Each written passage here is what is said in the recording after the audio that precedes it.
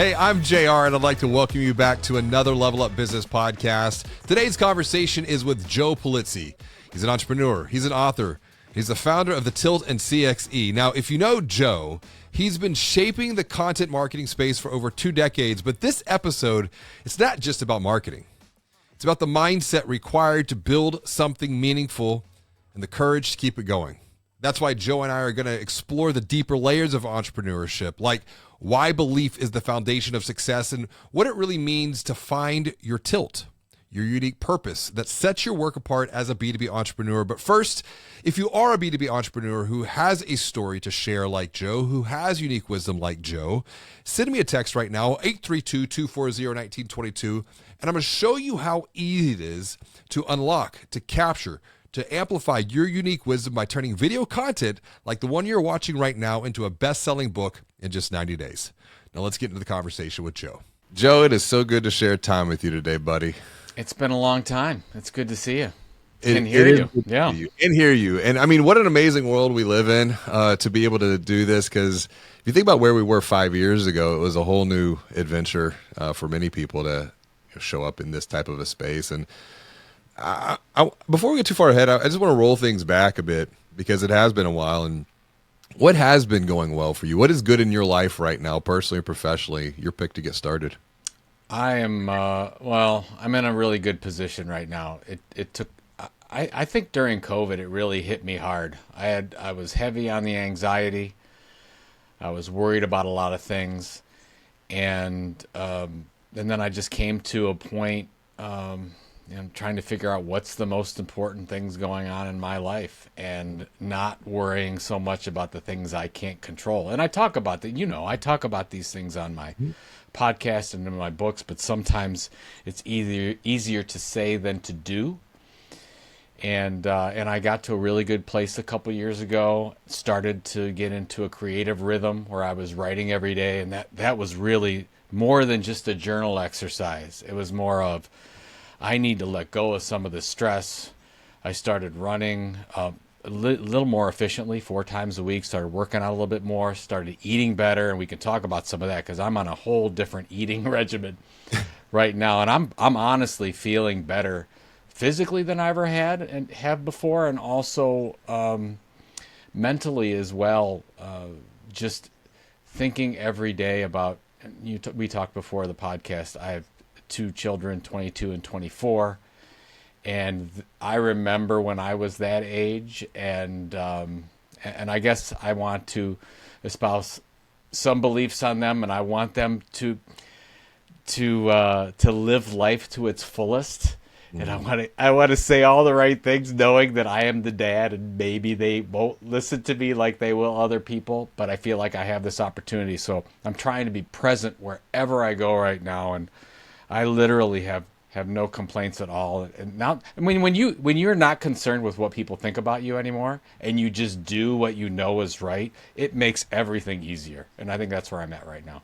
I feel like you're a mirror right now showing up to me. It's really wild. We're both 2 good-looking people. I mean, it's just amazing. Well, there's definitely we've got the same style going on with our heads and our with the lack of hair on top. Or lack of, but no, seriously, like with where you're at, just showing up for this conversation, this idea of presence, this idea of investing in yourself, thinking about your kids, transferring that wisdom. It's interesting, and I don't know, is it my own perspective that I feel like maybe there's a shift happening? I can't articulate it. I can only say I feel it. I feel like a lot of people are seeing things differently over the last 5 years, because we go back to that time period of 2020. Yeah, things started to shift slowly. What are you seeing? What are you feeling on your end? I absolutely believe that period of 2020 created a big shift with a lot of people. I know it did with me. It did with my wife. It did with the friends around us, to say, look, life is short. We're here for a blip.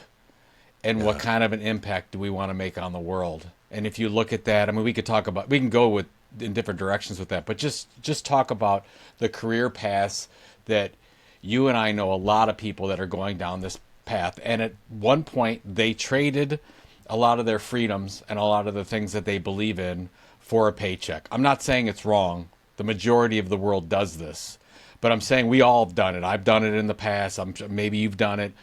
You're like, okay, I'm going to go do this thing because I need the money or the security, or I don't want to risk as much, or I need to take care of my kids and my family. Fine. Well, then 2020 hits and you're thinking, wow. I mean, I knew a lot of people that passed away. I knew a lot of people that are actually still sick from some of the things that were going around with COVID. And you look at and say, what am I doing? What am I doing here, doing something that is not producing a better world in some way? And that's I mean, I tell my kids that all the time. I'm like, we are here to help make the world a better place. We are here in the service of others as much as we can. So what are we doing? Are we scared? Are we scared for what? And we've got to get past that. Like, this idea that this is the way we live. Like we got to get good grades. We got to go to school. We got to get this job. Then we retire. And then what? What is that? That recipe, that's gone. If it ever was a reality for people, it's not anymore. So we have to look at things a little bit differently. And that idea of you see things differently. I wrote about this in Banking on Change because I had to get really curious about why people change, how they change from my previous entrepreneurial venture. Because in the financial services space where I had invested 23 years of my life as an entrepreneur. I mean, my last real job was waiting tables and playing in a punk rock band. Like, I was playing a lot of tables too, in seedy nightclubs, but it was a fun time. And it's like, I don't know like what it's like on the other side. Cause it's like, I've always been quote unquote on my own. You know, I've had different types of team structures over the years and employees and collaborations, but yes, you see different as the first step of human transformation. And back to your point, like, why are we here? It's like, I think about like Thomas Aquinas and how he defines love. It's to will the good of another human being. It's to help elevate others, it's to help others level up. And sometimes you're going to be the leader and the guide. Sometimes you're going to be the student. But there's always going to be something to learn along that journey. And that's why I open up with the question. It's like, anytime I have a conversation, what's been going well? Tell me something good. Because it's so easy to look around the world right now and think it's just a bunch of chaos and conflict. It's like the mind, I believe, is the most important technology that we need to learn to master as we're going through a period of change and transformation that can feel chaotic. Because, I mean, what you're thinking about, what you're writing about, and this is what really lit me up, is you wrote, belief isn't a luxury. It's a strategy. And 10 years ago, I'd been like, well, it's like, what are you talking about? It's woo-woo. No, man. But what I have experienced personally, specifically since 2012, which was a period of inflection for me as an entrepreneur, it was a dark night of the soul. My wife was ready to leave, divorce. We had 2 kids. I was not in a good place. We worked through all of that, but I started to make investments in myself and my own mind and my own belief systems. And it's like when you begin to believe and challenge your status quo, I think that's where you start seeing and thinking differently, which leads to feeling differently, which leads to a new path. So why do you think belief is such an underrated asset today in the business world? When I look at successful people, however somebody defines success, it almost always comes down to their state of mind and what they believe they can or can't do. I mean, if you look at the quote by Henry Ford, he says, if you believe you can or you cannot, you're right. I use that all the time. Like, if somebody said, if my kids, if one of my friends say they can't do something, I will say, you're right. You can't, because you just said it. If you say I am anything, that's very, very powerful. Your brain will take that and it will create a reality for you. I mean, that's where some of the things I've been writing on just brain health and neuroplasticity, Yes. where if you believe something and you repeat that over and over to yourself and you write it down and you review that, you really do make it your reality. And it does sound hokey. It absolutely does. I mean, when I first started to get into business and I had some mentors that would would teach me some of these practices and would turn me on to people like Brian Tracy and would really talk about them. And I'm like, this is idiotic. I mean, it's about working hard and getting skills. And yes, it is about working hard and getting the right skills. But it all starts with, if you think you can do it, then you can do it. And then you have to set up a system around you. Because if you don't set up your own system of belief, like, for example, I've done this since 2007, where I will write down, this is what I want to accomplish. And I wrote it down in 2008. I will sell my company in 2015 for $15 million. I wrote that down in 2008 when we were in debt $100,000 and I had zero in revenue. It was like ridiculous, audacious. Who would do that? I review that in the morning and at night before I go to sleep at night. And I would do it over and over and over again. And what do you know? 2015, we put the company up for sale, sold it in 2016 for over that amount. That's not just dumb luck. That's because I believed it and I set the processes in place to achieve that. But I really did believe it, and you sort of will it into existence. I mean, when you look at a lot of people out there and you're like, how did they do that? How did that happen? They have an unrealistic idea of what they can achieve. And I think if you look at most entrepreneurs, you're like, how did that person, how could that person with these skills ever do that? Because when you tell yourself you believe these things or don't, you create that reality, and it really does. In a lot of cases, it is imagination. In a lot of cases, it's not real. A lot of cases, we make up a lot of things. So really, somebody told me this the other day. If something negative really happened in your life and you know it happened and you keep telling that story over and over again, every time you tell that story, you will make it even more negative and more negative, and it will consume you, and that becomes part of you. Yeah. But what if you did it? What if it was positive? You do the same thing. It gets more positive. It becomes part of you as well. So I'm really into this idea where I always start with whoever has the problem, or if I'm talking to an entrepreneur and I'm talking to a family member, it always starts with, what do you believe? And you can either bring that into existence, or you can choose not to. And of course, it's like, they're laughing. I can't do it. Yes, absolutely you can. Look at the most successful people in the world. They bring it into existence. So that's where I'm kind of at all the time these days with, and here's the thing. You get negative, we all get negative. We all get angry, we all get sad. But how long are we going to keep that emotion? Are we going to let that dominate us? And we've got to understand that you can set your own programming. You have to. You absolutely have to set your own programming for positivity, for change, for spirituality, for whatever it is in your life. You have to set that, because if you don't, the notifications, as you said, the negativity, all the stuff going on in the world that you can't control, it will absolutely consume you, and then you become that. Yes. And so again, we're all fighting against it all the time. Like, you get up in the morning, you have to set your programming. I'm not going to look at email. I'm not going to look at social. I'm going to take a little bit of time here and just be grateful, take some deep breaths, do a little journaling, and I'm going to set up my day for success that way. And if you do that, you'll set up a good morning routine, a good afternoon routine, a good evening routine, and you're going to always wake up, and that momentum, that keeps that rhythm, creates momentum, and it creates positivity. And so, yeah, again, when I'm saying this, I feel like, oh my God, this is just way too far out. But I've gotten to this point where now it's happened over and over and over again, and I believed it. I drank from that fountain, and I will keep going back to that fountain because it's working. Well, here's the interesting thing. You come back to the power of the mind and belief. It reminds me of what I've learned from Dan Sullivan over the years. He says that the eyes will see and the ears will hear what the mind is looking for. And back to the point, if you're looking for the positivity, if you're looking for what is going well, and well is an acronym that I wrote about in Banking on Change, where you're winning, the past, what you're excited about, energize the present, what have you learned, connecting the past and the present experience, and then what are you looking forward to in the future? you'll start to see those things, and they show up.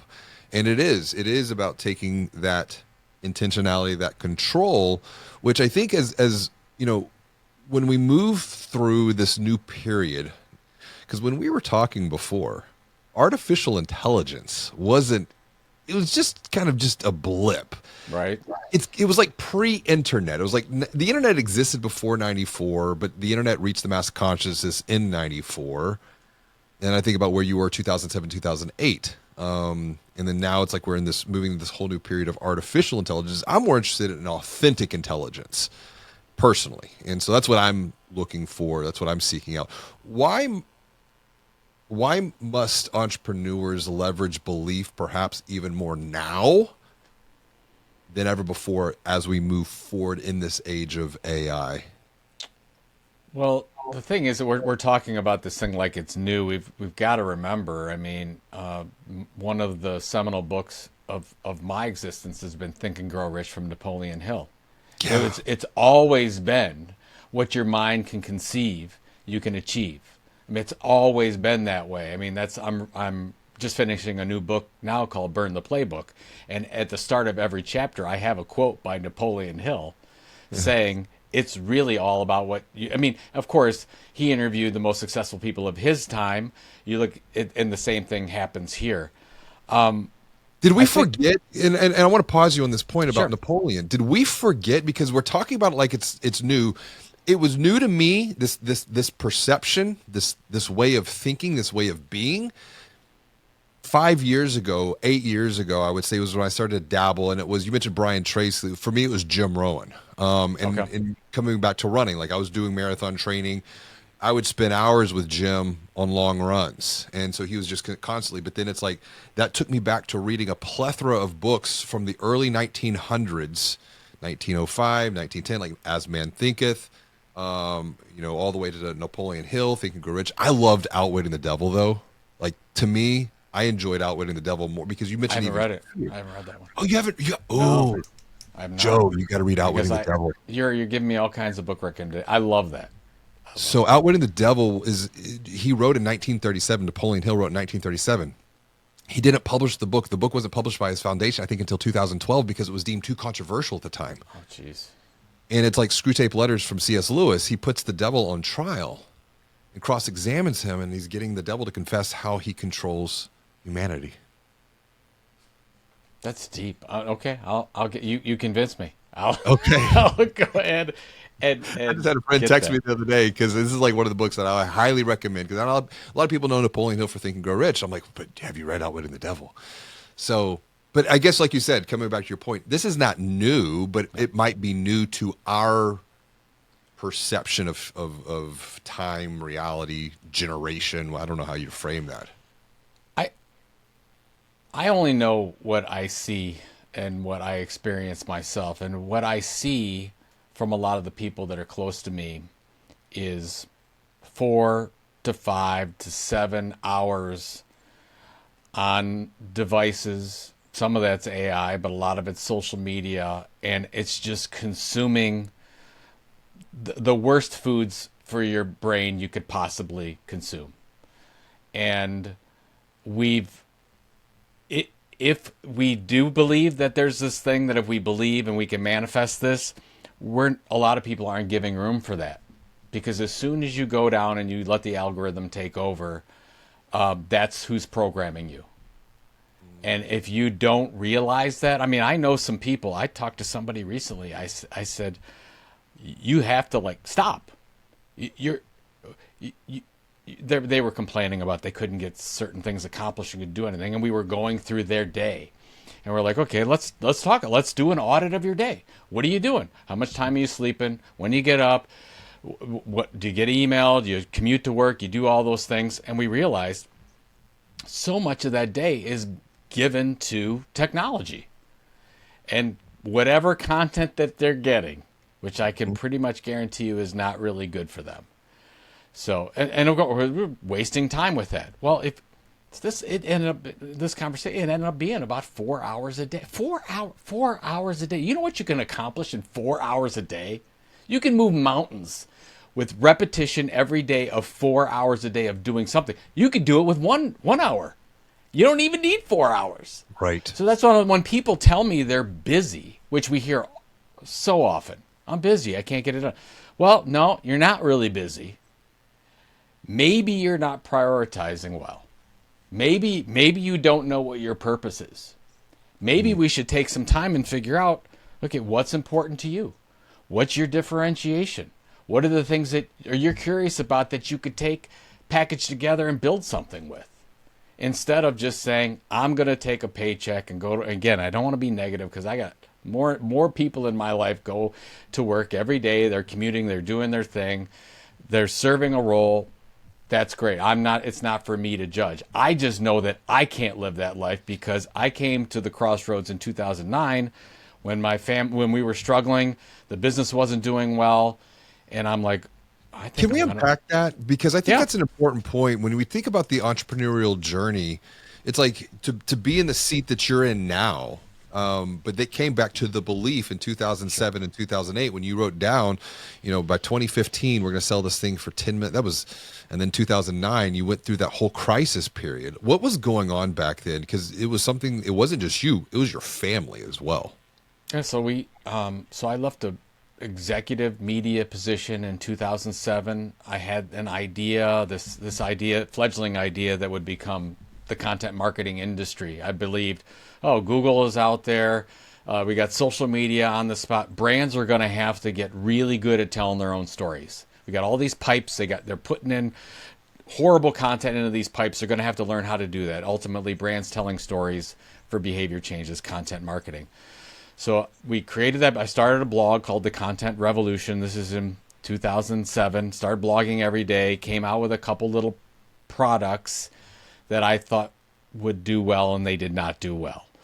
And it got to a point in September of 2009, and we lost a fairly large client of ours, and that was it. I'm like, oh my God. I'm like, failure after failure after failure. This is not working well. Even though I'm still getting up in the morning, James. I'm still reading the thing like I'm going to sell the company, and here I am. I'm losing so much money. The kids, I think at that time, were 5 and 7. Yeah. So we had a young family. My wife was a stay-at-home mom, so she's got a full-time job. I'm like, okay, this is not working. And I go start dusting off the LinkedIn profile, if that's the thing. I was like, I'm going to have to go find a job because this is not working. And I had basically felt sorry for myself for 2 weeks after we lost that big client. And I sat down with my wife, and she's like, what are you doing? You're going to be miserable. You can't work for anyone else. And I said, you're right. I don't want to ever work for anyone else again, but I don't know what to do. And she says, well, let's double down. You believed in this thing. Okay. Hasn't quite caught traction yet. We're only on 2 years. And that's the thing that I didn't get. I thought that immediate success would come. And now as an entrepreneur, 3-time entrepreneur, I know that 3 years is not a very long time. Really you need to give yourself a 5-year runway for some of these things to really work.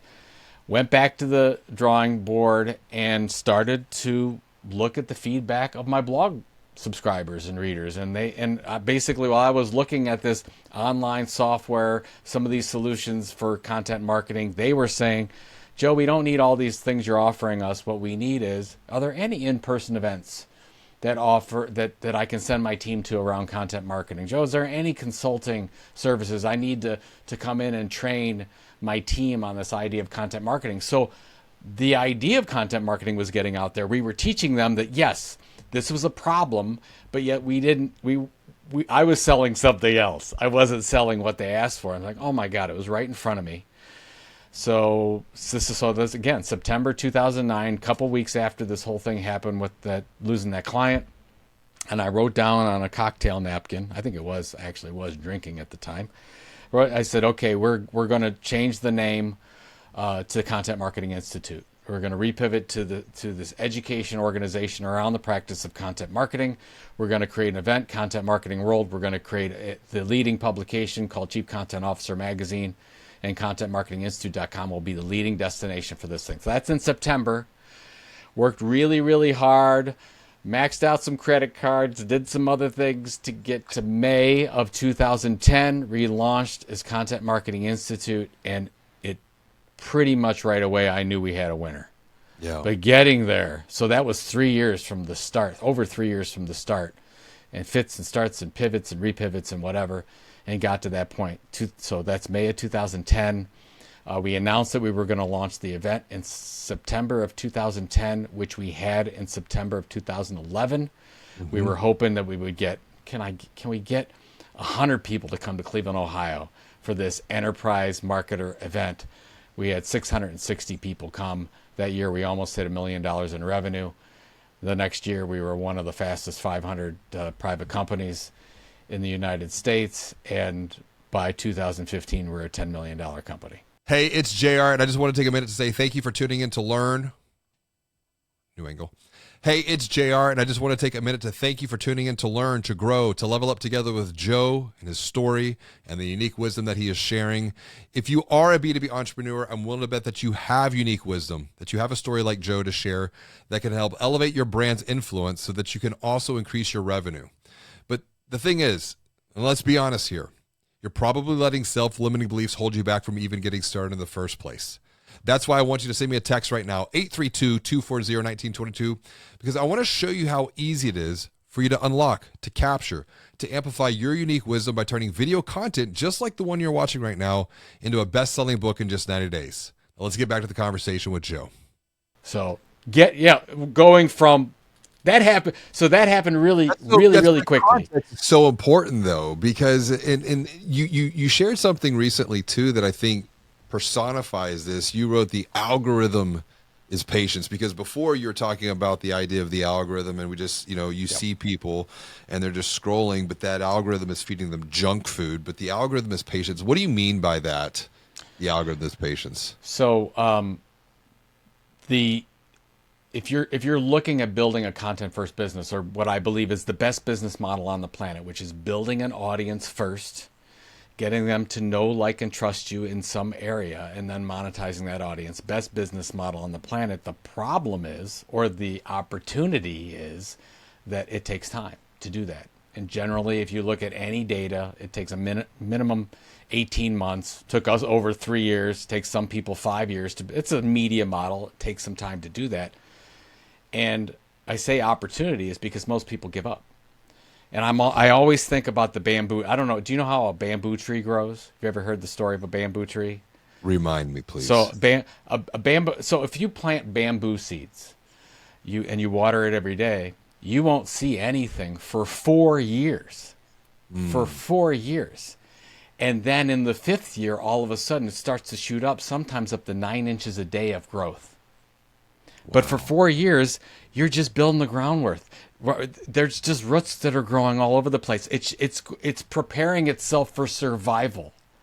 And then it takes off. And that's actually most businesses. But specifically, it's a content business where I'm building an email newsletter, a YouTube channel, a podcast like you have, multiple things, and I'm going to build an audience over time. I come to build a relationship with an audience. They come to know, like, and trust you. And then because they trust you so much, they'll pretty much buy anything from you at some point. So back in 2007, 8, 9, I didn't give it enough time. I thought I did, but I didn't. Now I know better. And that's why I keep telling people that are doing this, I'm like, hey, the first thing I tell them, hey, I'm gonna be a content entrepreneur. I'm like, great. All right, let's be patient. We need to make sure we cut our expenses back as much as possible. We want to make sure we set expectations with our family and our loved ones and how long this is going to take and how much work. Because generally, if you get to that 3-year mark, you probably will be successful. And again, the opportunity is most people don't get that far. They give up after 6 months, 9 months, 12 months. And that's why the algorithm is patience. If you are patient, you put in the work, you set the rhythm, you build the momentum, you will be successful, but it takes time. What helped you in those early years push through the valley to get to the next peak? It kind of reminds me of Viktor Frankl. It's like, how did he write it? He said, a big enough why, I'm paraphrasing, can bear any how. Well, What was your why? that's a great. We call it a tilt. I call it what is your tilt? What is your purpose? What is your differentiation to break through all the clutter out there? Stand for something. Be the signal for some people that they actually want to follow you. You've got a great opportunity today to do that. Like mine was outside of the fact that I wanted to provide for my family, Mhm. make a positive difference in the world. How do I do that best? And basically what we do is say, okay, well, what are the things that you're curious about? What are the things that you're passionate about? And I believe in what Adam Alter calls recombination. You take a couple things that you're super interested in, you combine them together to create something new. He believes there's really no originality. We create new things based on the combination of many other things. So what I got into this business, I said, oh, okay. Well, the combination of publishing and marketing came together to create this thing called content marketing. Back in 2001, when I really started in the business, that wasn't a thing. Mm. Especially wasn't a thing because there really wasn't a Google yet. There wasn't a social media. We didn't need to do that. There were print magazines, but no. So my idea was, wow, could I be one of the leading experts in the world around this recombination, this tilt of content marketing? Yeah, I think I could. Well, what is it going to what does it take to get there? And this is to answer your question. It's just action. It's just every day you're hammering that nail in, and you're like, I did that day one, Yeah. day two, day three, day seven, day 48, day 300. You're just doing that every day, and you're building that momentum, and it's built with rhythm and repetition. And you talk about, I mean, I just ran a half marathon. I ran a marathon a couple years ago, so you're into that. When I started running again, I ran cross country in high school, but then I stopped running for almost 20 years. And I Wow. picked it back up, and I go out there thinking I can run again, right? I couldn't even make it a half mile. I'm like, oh my God, I'm never gonna. Well, what did I have to do? I had to set up a process. I'd say, okay, I'm gonna run a half mile on Tuesday. I'm gonna run 3/4 of a mile on Wednesday. I'm gonna run a mile on Friday. I go up, and now I run 4 days a week, the same 4 days, the same time. Set up the rhythm.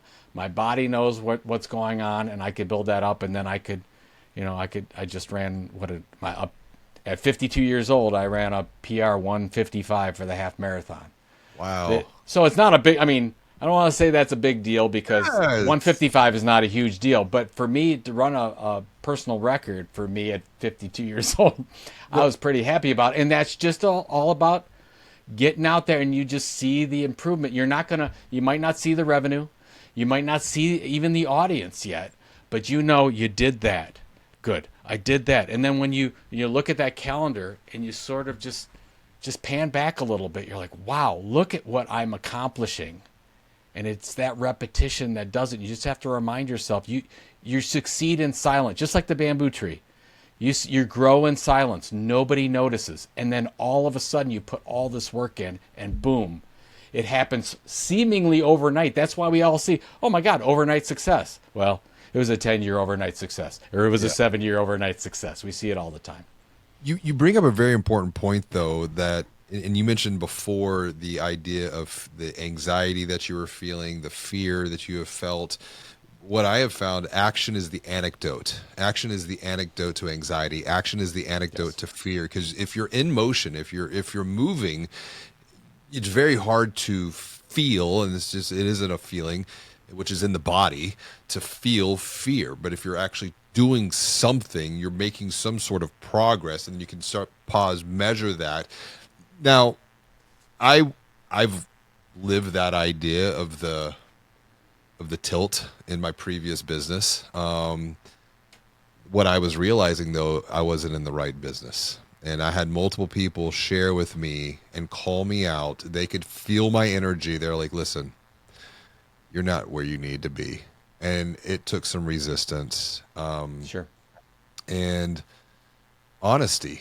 First and foremost with myself, and I think I was lying to myself, like because it was sunk cost fallacy. It's like I had already put so much effort and energy into building this thing, and it was successful. I mean, we were right hitting the 7-figure mark, with all of that, and then things started to disappear. And I'm like, well, what's going on? And people were like, have you ever considered that you outgrew your previous self?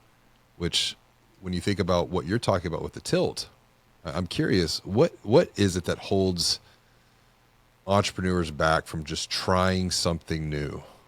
For example, hitting the record button, pressing submit on a post, writing the book. You've written some books, I've written some books, doing the thing that they've always talked about doing. Yep. They fail to try that new thing. Look, I don't claim to know all the answers. I'm learning every day, but I think a lot of it has to do with we just listen to other people too much, and we care too much about other people think. What will somebody say? I remember I had my job at Penn Media. I had this really good media position, and I quit. And my biggest concern was, what's my mom and dad gonna say? What's my wife gonna think? I'm talking about this, like, what are other people? And if you get to a point where you don't care, by the way, you could use this in anything. I don't care what your political persuasion is. If you don't care about what other people think, it makes life a lot easier. Do what you think is right. Like, and it sounds like when you got to this point, you felt the whisper inside of you, right? You felt somebody's like, hey, this isn't right, James. Hey, it's not right. And you feel it. It's kind of in your gut. You feel that every day. At some point, you're going to have to listen to it. But what holds us back is, that doesn't seem, what are, I remember when we announced that we were going to do, so again, I have no real success at this point. We just repackaged everything to Content Marketing Institute, and I was at a table with our friends. There were about 8 of us all together, and I announced, my wife was there. My wife is co-owner of the business, and we said, we're going to launch an event called Content Marketing World, and it's going to be the largest event of its kind, and we're going to hold it here in Cleveland. And the first response was, where are you going to have the 27 people meet, as a joke? Right. Now, I know this was a joke, and I know they meant well, but I still remember the person that said it, and when they said it, that negativity and that thing that holds you back. It's like, you don't think I'm already sweating bullets? Like, I don't need your negativity. Right. I don't need, which, by the way, is why sometimes we need to get new friends. Is why sometimes we are who we hang around with. Yeah. So if you're hanging around people that you feel that are holding you back, they are. If you feel they're holding you back, they are holding you back. If you feel they are not holding you back, they're probably not holding you back. So again, it's back to that belief. So again, to your point, I totally agree with that. Like, if you're feeling anxious, if you feel depressed, I'm not a doctor. I don't have the cures for all these things, but if you start doing something every day, things get a little bit clearer. You find a little bit more purpose in your life. You find out you're making a difference in somebody else's life, and you find out you're on the right path. And that, yeah, sometimes you need to get new friends, but for me, it was actually, I needed to get new clients. Well, I needed to go work with other entrepreneurs who were thinking the way that I'm thinking, seeing what I'm seeing. Every obstacle is just an opportunity in disguise, for example. And I want to come back to your point on the tilt as we start to wrap up here. Content, right? The content game. Think back to where you were just getting into this 2007, 2008, the world, what has changed really over the last almost 20 years at this point, going back to that time period. But it's like AI is like flooding all the content channels. So you got this deluge of undifferentiated perspective. Where can a B2B entrepreneur have the courage to stand out, to rise above the differentiation, or to really differentiate themselves, their brand, to not get lost in the sea of sameness, and perhaps really find their tilt, which I know that's what you're so passionate about helping people do? Well, first of all, if you're into B2B, you've got to step up, because business to business is where most of these opportunities exist. Almost everyone, specifically with AI content, they go to the consumer side. They want to be they want to be on TikTok. They want to be on Instagram, whatever. If you're on the business to business side, that's where you've got a great opportunity to do a YouTube channel, to do a podcast, to do an email newsletter, to do some things that are really going to make some impact. So I would take that model that you're in B2B. Okay, list the top 10 things that you're curious about. List the customers that you know. You know what their pain points are. You know what keeps them up at night. You're not going to get this right away, but that's the things that you can play with. You can really figure out, okay, great. Let's say you got to start at a tilt. Like, I'm feeling pretty good about it. Then you want to choose a platform. Now, where most content entrepreneurs make a mistake is they feel more is better. Well, more is absolutely worse. That's the worst decision you can make. You need to figure out what's the one platform that you can dominate, that you can show up to every day and build an audience. So that's where you have to make a decision. You have to say, well, maybe I'm not going to be on TikTok. Maybe I'm going to do YouTube. Maybe I'm not going to do YouTube. Maybe I'm going to do the greatest email newsletter on the planet. What's wonderful about B2B is you don't need 10,000, 50,000, 100,000 fans. Maybe you need 500. Mm-hmm. Maybe you need less than that, depending on what ultimately you're going to sell. That's right. The beautiful thing. I mean, if you're consulting specifying engineer in a multi-million-dollar product, you might need 50. Right. And you've been there with financial products. That's exactly if you have right. a couple really good customers that are multimillionaires, you're fine. Like, you don't have to worry about it. So I would say really take the time and look at where you can be differentiated. Now, I want to bring in the AI thing because you bring that up. The danger that I'm seeing is too many people using the output of AI. And if you're using the output of AI, which is easy to do, give me the video, give me the text, give me the content. Well, now you're in a sea of sameness because anything coming out of AI has been done before because it's in there. Mm-hmm. So if you want to be average intelligence, you want the output right now of AI. I'm not saying that I don't know what's going to happen in 2 years. I'm going to say right now we know that that's it. But can you use AI to help you ideate, to help you think a little bit differently about things, to help you work some of these amazing, like ChatGPT and their deep learning stuff, and I'm sure it's on Genesis as well, is incredible. Yeah. But you don't want to take that as truth. Like, use it to help you move a little bit faster, a little bit more efficient, but just don't take the content as is and say, oh, this is what I'm going to publish, because you will never differentiate that way. And so that's kind of what I would say about the whole AI angle. Well, that's where, as I mentioned before, I'm more interested in authentic intelligence and helping other B2B entrepreneurs unlock what I call their unique wisdom. And that wisdom is from the two things. It's their unique perspective, which is their lived, learned, and shared experiences, that is then further multiplied by their unique method. And it's very similar. And I know you have We're talking the same language. Yeah, you're right. I mean, the tilt, your purpose, the whole thing is, I mean, it's just different ways to find it and go about it. But I mean, if you believe, I believe, it sounds like you do. Every single individual was put on here for a purpose, for a reason. And and you know what? Sometimes it takes 52 years to find it. It's like sometimes you're just going through the desert and you just can't find. You're doing all the things. Well, it's okay. It's okay. Keep building on that. Keep repeating. Keep doing things. Keep an action oriented. You will absolutely find it. I found it. What was I? In my career area, I was almost 40 years old. Yeah. It took a long time. I started like doing like the birth of content marketing stuff in my mid-20s. I didn't know what it was. Right. But then I'm like, oh, here it is, and it's going, and I could see it, and it's there. But boy, I could see it, but I didn't take a good advantage of it. And I made that misstep. What am I doing over here? And then you go to it and like, okay, now forest through the trees. I feel like I'm getting there. So in that point, I think, if you're in your 40s, you're in your 50s, we're about 10 years apart, you and I feel like I'm just getting started. But at the same time, I think about my own personal motto, which is memento mori, meaning remember your death. Because I know I have a very finite amount of time, but I don't want to waste any more time. Like, time becomes the big multiplier. Mm-hmm. Time becomes the big investment. And how do I do one thing and create this ripple effect of value, which let's roll this back and really bring this full circle as we close things out here. You've been on this path. You've been on this journey. what happens when you want to go back? Because there's something else too that is interesting. You brought this up because this is literally in one of my entrepreneurial groups that I'm a member of.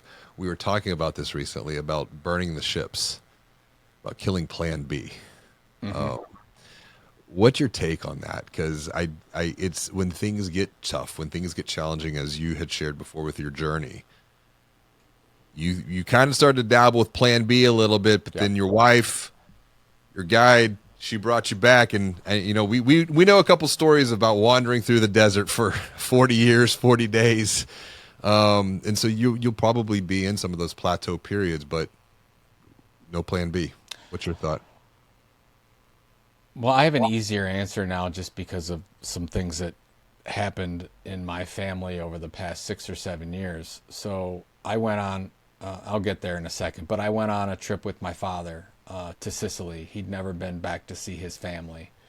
And we took a father-son amazing trip to Sicily in 2018, and it was amazing. But at that time, he was also having the first real signs of memory issues. He was struggling. Well, you know, not that I want to get too personal, but I mean, it's full blown dementia at this point. I mean, and my entire family, both my aunts and my dad, Alzheimer's, dementia. And you start to think about, wow, life is super short. Yeah. I have no idea when something like that, and I'm doing all I can, of course, to, you know, I do time-based eating now. I try not to eat anything out of a package. I mean, those things I'm very into because I'm into the brain health side. But to answer your question is, we don't have time for Plan B. There is only Plan A that we can make a difference in this world. If we are settling, we're settling because somebody tells us we need to take some risk off the table, whatever. Now, granted, look at there's so much privilege in my life. There's some people out there that are really, really struggling, and you have to do whatever you have to do. I'm not talking about that issue. I'm talking about if you have a job, if you're healthy, and you decide, well, I'm not going to do the thing I'm super passionate about that I feel I have my purpose. I'm going to go take the paycheck. Mm-hmm. And you know what? If that's what you decide to do, that's what you decide to do. But you're making a decision. And is it worth it? Is it worth? I mean, if you go to, let's say you're talking to a 25-year-old, and you say, I'm going to give you a $50,000 check every year to not do the thing you love. A lot of them will take it. $50,000 is a lot of money. So is 100. So is 150. So is $1 million. How much are you going to take?